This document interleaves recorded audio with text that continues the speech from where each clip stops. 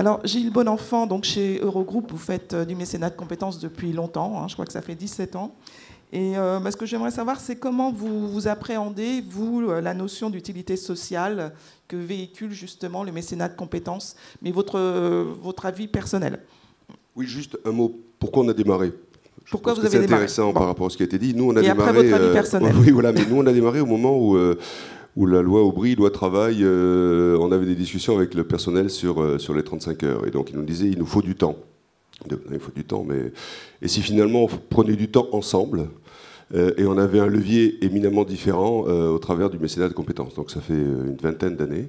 Et on a commencé à le faire sans fondation, juste en permettant aux collaborateurs de choisir des associations qu'ils proposaient à un jury fait de personnalités externes et internes, et de passer du temps, faire des jobs comme on fait, on est consultant classiquement.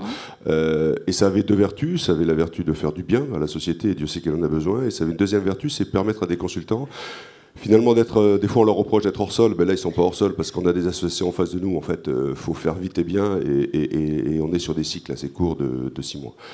Et ça, on fait ça depuis une vingtaine d'années, et puis quelques années après, donc récemment, pour les 35 ans d'Eurogroupe et les 15 ans du mécénat de compétences, on s'est dit ensemble qu'il fallait créer une fondation. Donc on a créé une fondation parce que maintenant on a besoin à la fois de financer et puis de faire du mécénat de compétences. Alors la question que vous posiez, c'est finalement... pourquoi tout ça et qu'est-ce qu'on en ressent? Pourquoi tout ça? Le moment présent démontre à quel point notre société a besoin d'agir. Et puis si des populations, voilà, dans le public aujourd'hui, il y a des très très grandes entreprises. Nous, on est une UTI, on est 1500 dans le monde, on n'est pas de la taille de certains qui sont là. Mais si également des gens comme nous ne sont pas capables d'agir au plus près du terrain et être capables d'agir avec une force vive. Alors, des consultants, c'est avant tout des gens surdiplômés, mais l'idée, c'est de voir comment, à la fois ces populations-là, et puis les collaborateurs, plutôt fonction support, sont à la manœuvre pour faire changer les choses. Alors, nous, on a des causes, plus que d'autres, sur lesquelles on travaille. On travaille beaucoup sur l'accès à l'éducation, beaucoup l'ont dit ici. Les collaborateurs ont choisi d'anticiper le stage de 3e, vous l'évoquiez à l'instant, en disant, nous, on aide dans des maisons de quartier, des étudiants, enfin des scolaires, qui sont en 4e pour faire les bons choix en 3e, pour éviter justement de tomber dans la mauvaise spirale. Donc ça, c'est des choses qui ont une vraie vertu. Et puis on travaille aussi, bien évidemment, sur l'handicap ou sur l'écologie. Et puis, peut-être un mot, je voudrais souligner la dernière association qu'on a choisie au travers d'un jury. Cette association s'appelle l'association SEV, que certains la connaissent peut-être.